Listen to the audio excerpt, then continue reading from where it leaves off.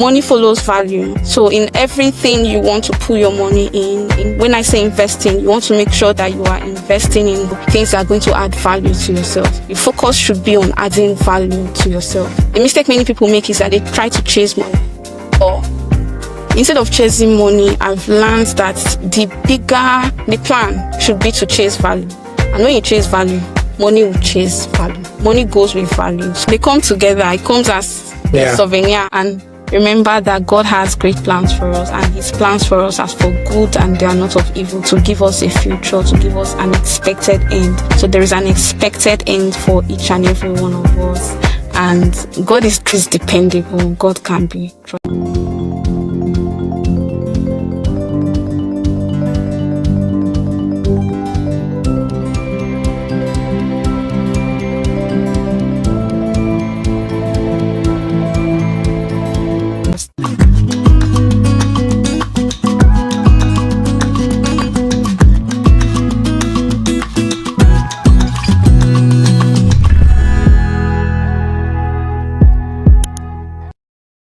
In this episode of the Curious Tycoon Podcast, we welcome Cadora.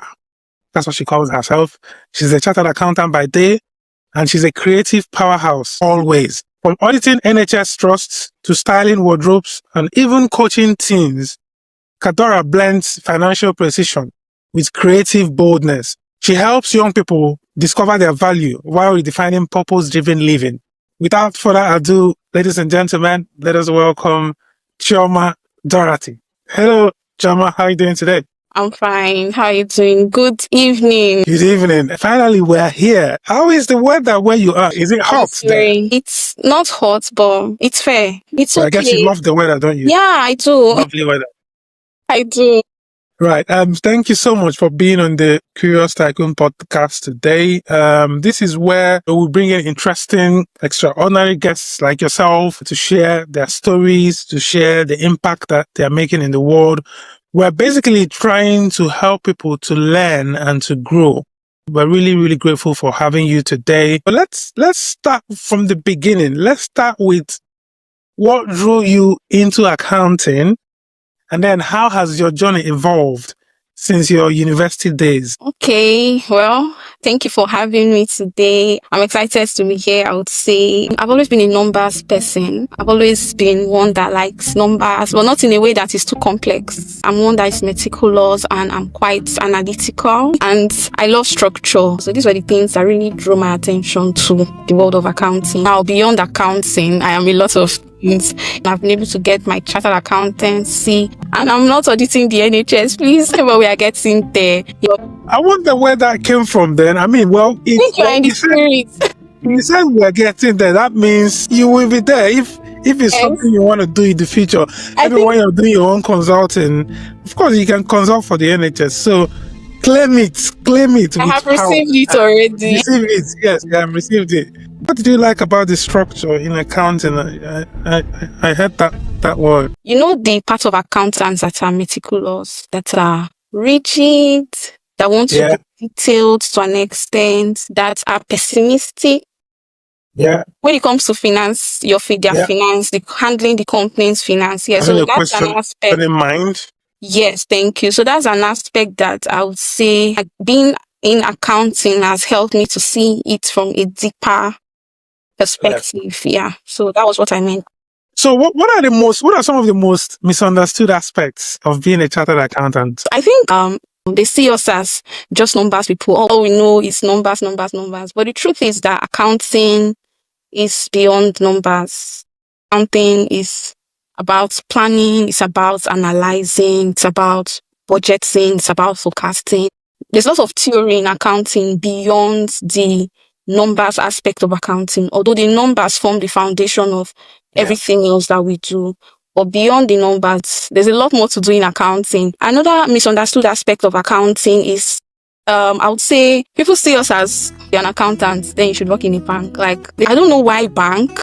Maybe because the bank is a financial organization, so they deal with money. Maybe, but accounting is a lot. There's a lot to accounting, which is why I love accounting so much. I love the fact that accounting is a very flexible course. You can be a lot in accounting. And I love the fact that you can work anywhere. It gives you that opportunity to explore various industries. So every industry needs an accountant. I think that's the most beautiful part of accounting.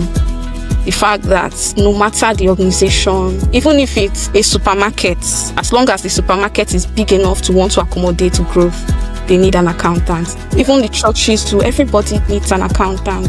Maybe I would tie that to people seeing chartered accounting as a peak, like, oh, you're a chartered accountant. That's it.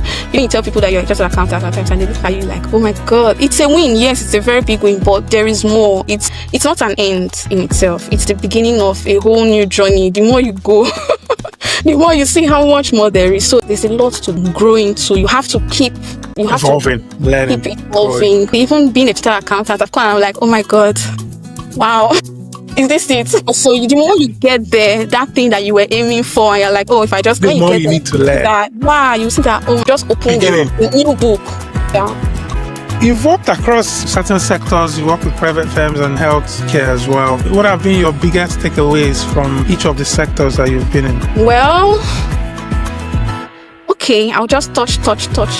For private sectors, I would say that I've learned taking out the aspect of marketing, the aspect of sales, the aspect of innovation. So everything that you do is tied on how much you are able to put yourself out there, how much you're able to really push your products out there in the face of competition. And then with the healthcare sector, I would say my biggest takeaway is empathy and purpose-driven work. Since I started working in the health sector, it has just given me a whole new perspective to life in a way. Yeah. But generally, I would say that across all of this, one thing is common, and that is the place of communication, of being able to work with people, being flexible, being able to adapt. So these soft skills are skills that you can transfer across sectors beyond your technical skills. The technical skills are important, but the soft skills are also important.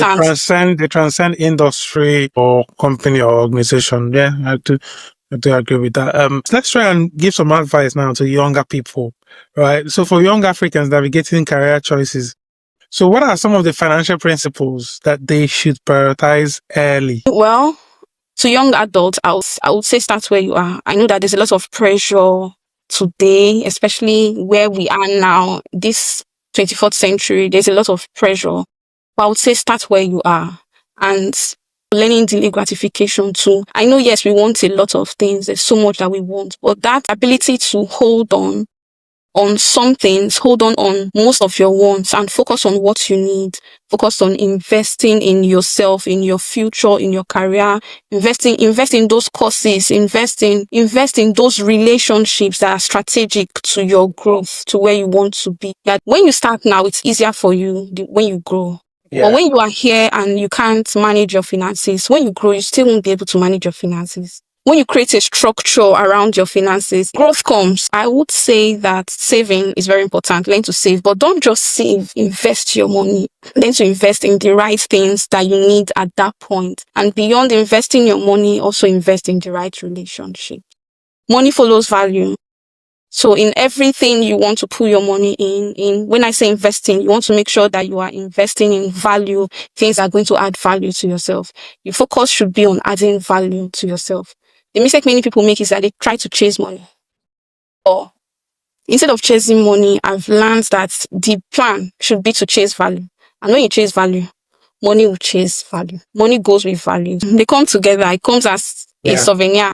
It's a total package. So if you add value to yourself, then automatically you're attracting money to yourself. I guess that's what you're saying, right? That's a nutshell. Yes, that's what I'm trying to say. As a summary of that statement. Then tell us how style aspiration came about. Well, back at home, I sew, I make clothes. I learned to sew when I was in university. So I think that was one of the biggest things my mom did for me. So yeah, I'm so grateful to her for that. Style Aspiration actually started as a series on my WhatsApp status because I noticed that it was a trend. People coming into my DM to ask for styles, both clients and non-clients. It was so recurring that I had to sit down and think, okay, why don't I create a series. It was my own strategy of saving myself from having to reply to everyone personally and replying to people in advance. You know, when you've seen a trend that, okay, this is something that people around me, people in my contact list, this is something that they frequently request for. So I decided to create a series. And in that series, what I did then was source styles to inspire my audience.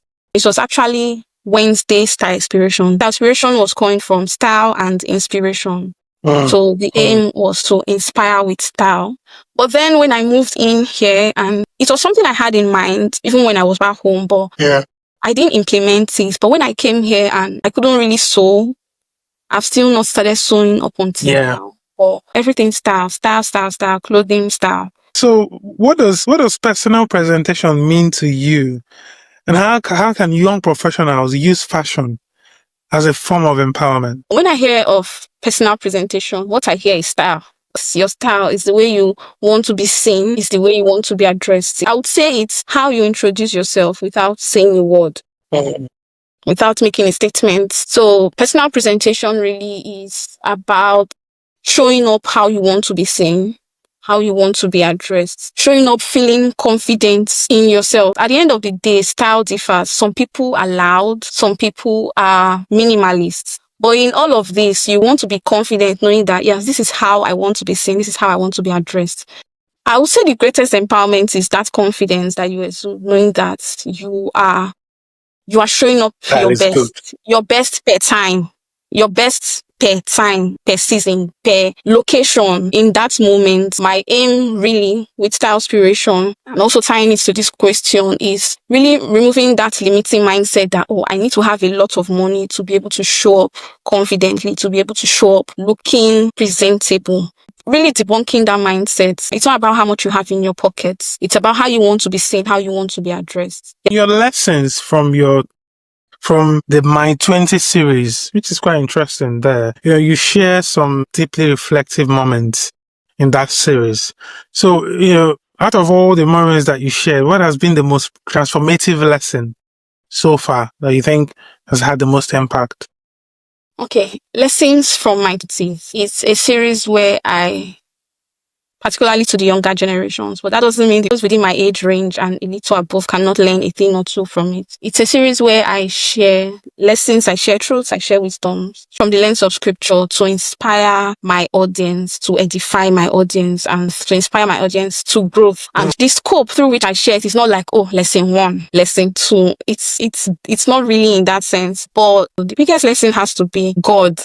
That's beautiful. God and that is beautiful, honestly. Really, really beautiful. We're going to talk about your faith, later on, but I'll leave that to later. But for now, let's talk about your coaching and impact. You're also, a volunteer coach, right? So what recurring challenges do you see among today's teens? I would say the most recurring challenge is the pressure to fit in. The pressure to have it all figured out.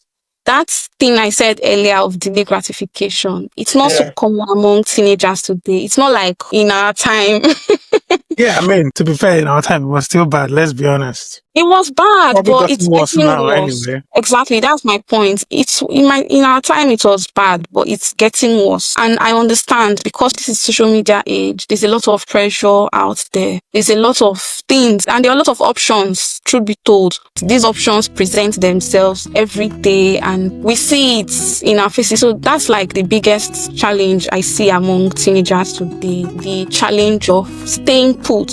Yeah. That process is a very big challenge. The way TikTok is that social media platform where you just see 1 minute video. TikTok is the easiest platform to build on today. But I think YouTube is the most difficult to build on because in YouTube you see like 1 hour video. Who wants to sit down to watch 1 hour video, please? Anything quick with trends in this generation. So that's the ability to wait, and not just waiting, but waiting and doing what you are supposed to be doing while you wait. Because if you are waiting and not doing anything, then you are just being stagnant. Exactly, you are just being stagnant. But waiting and actually putting in the work, putting in the needed work while you wait, and waiting enough to reap the harvest. You know how the Bible says There's a season for everything. There's a time to plant and there's a time to harvest. We want to just harvest without planting. That's the thing with teenagers today. They want to harvest. They don't want to plant. They don't want to wait to plant and incubate what they have in them. That's it. And another biggest challenge is still tied to what I said about social media is the place of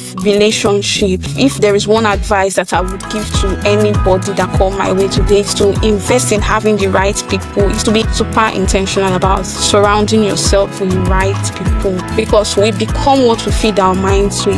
And one of the ways that we feed our minds is by the people that we surround ourselves with, is by the people that we allow to influence our lives, to influence us. So when we surround ourselves with the right influence, it's easier to ward off all of the pressure that the world is pouring on us. When you have the right influence around you, when you have the people around you giving you the right advice, modeling the right things to you. Because at the end of the day, we are relational beings and we want to fit in. That's the truth.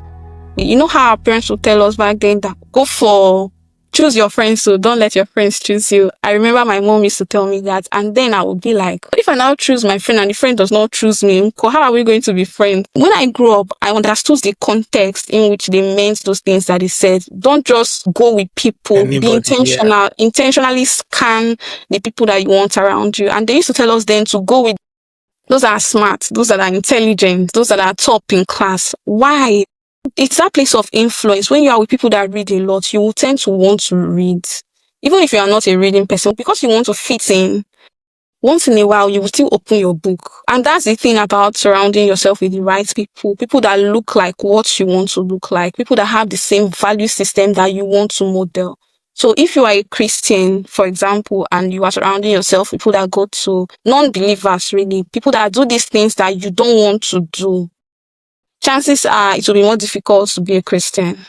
But when you're a Christian and you're surrounding yourself with people that meet to study the Bible, to pray, to discuss the Word of God, I mean, how will you not grow? Do you get? So there's that place of influence. There's that place of relationships. So if there is one advice, one thing I'm going to tell any teenager that comes my way is relationships, because your relationship will make you, your relationship will marry you.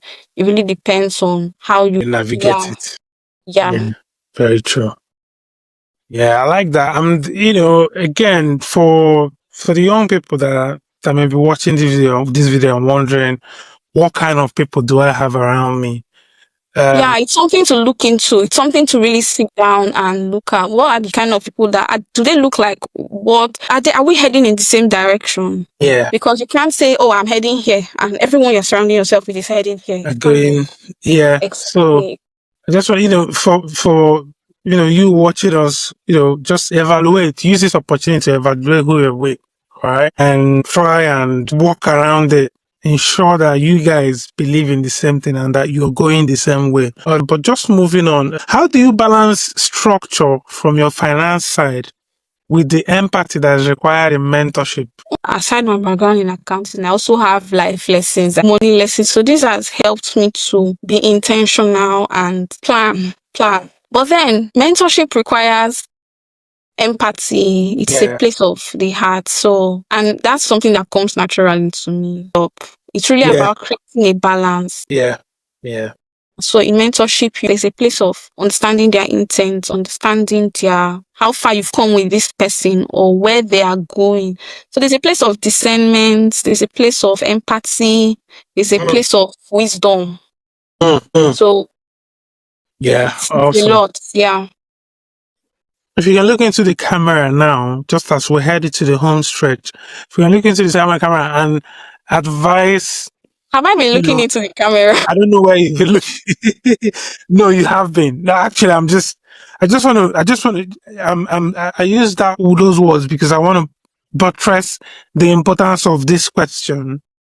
What advice would you give to teens that are struggling with self-worth or direction? What advice would you give to them? Okay, take it easy.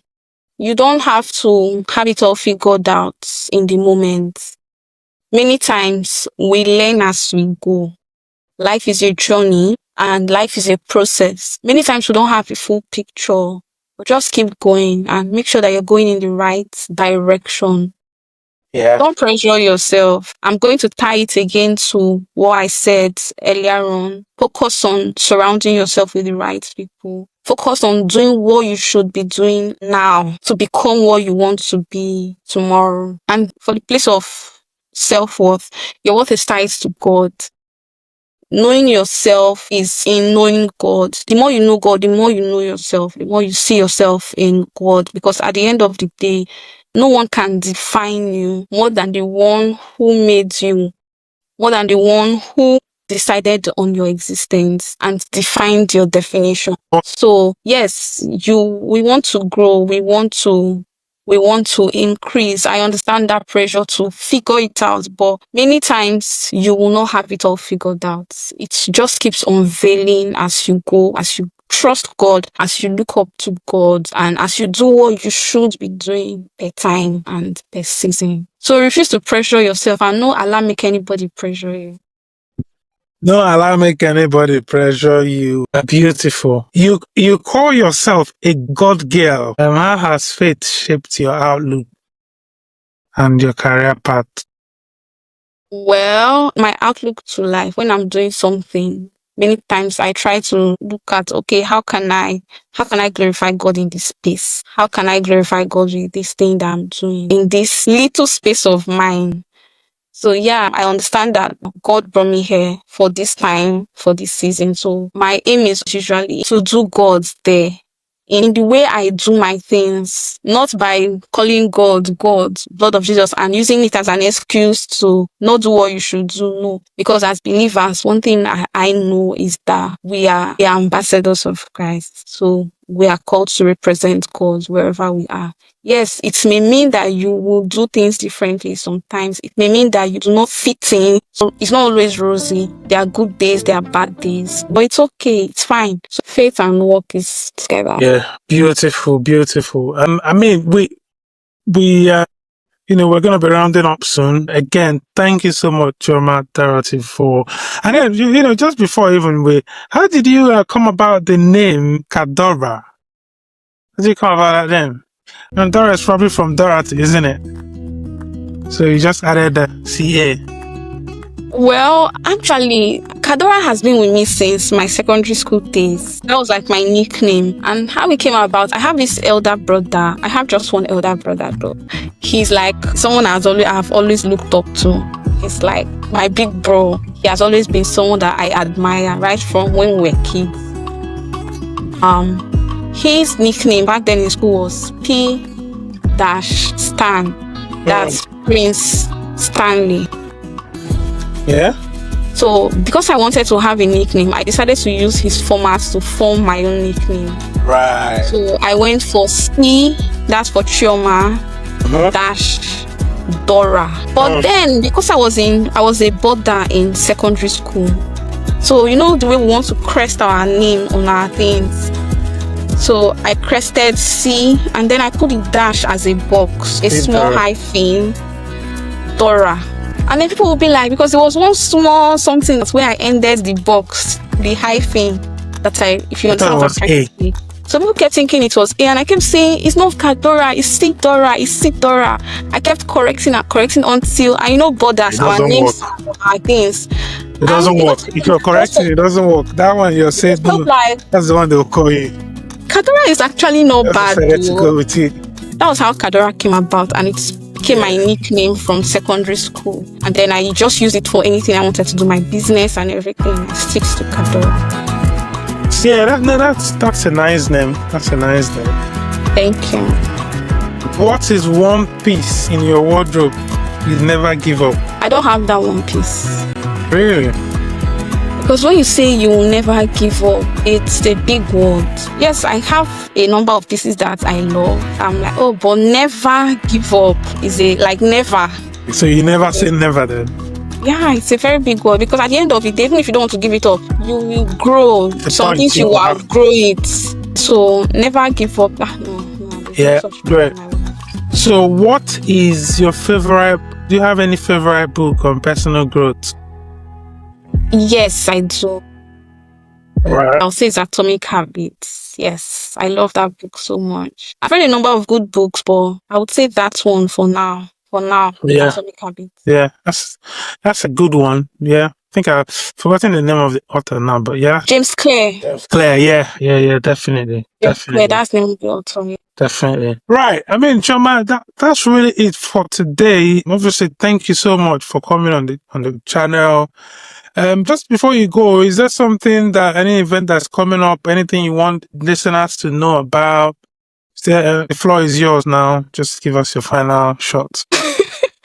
There's no specific events. I just have series that I run through, and that's on my channel, The Lady Cadora. So if there is anything I'm going to say as a final word for my viewers, for my listeners, is that just trust God, trust your process. At the end of the day, I don't even have it figured out myself. I'm still trying to figure out my life as I'm going. God has the whole picture, but he doesn't show us the whole picture. He shows us in parts. And the more we trust him and move with him, the more he unveils the next step to us and his plans for us as for good, and they are not of evil, to give us a future, to give us an expected end. So there is an expected end for each and every one of us. And God is dependable. God can be trusted with your life. Your life is not too big for God. God that created the whole universe, everything in it, with every single detail. What is your life that he cannot be trusted with? Your life is too small, so God can be trusted. We experience ups, we experience downs. We fail at some things, we succeed at some things, but in all of these things, one thing is constant: the fact that you know that you are not on this journey alone, and even this failure is not an end in itself. Even when you fail, when you fall, don't just fall and stand up. Don't just stand up, pick something up. So make sure that there is something that you are learning from every failure that you experience, and in all of it, trust God. Yeah. And that's it. Awesome. Thank you so much, Choma, for coming on. Truly I appreciate you. Right, thank you for joining us on this inspiring journey with Choma, where we've seen firsthand how precision and passion can actually beautifully coexist. Remember, your spreadsheets and your style can tell the same powerful story, one of authenticity, purpose, and impact. Guys, until next time on the Curious Tycoon Podcast, keep counting what matters. Subscribe, comment, tell us what you thought about this episode today. Until next time, keep counting what matters and coloring outside the line. Thank you for having me.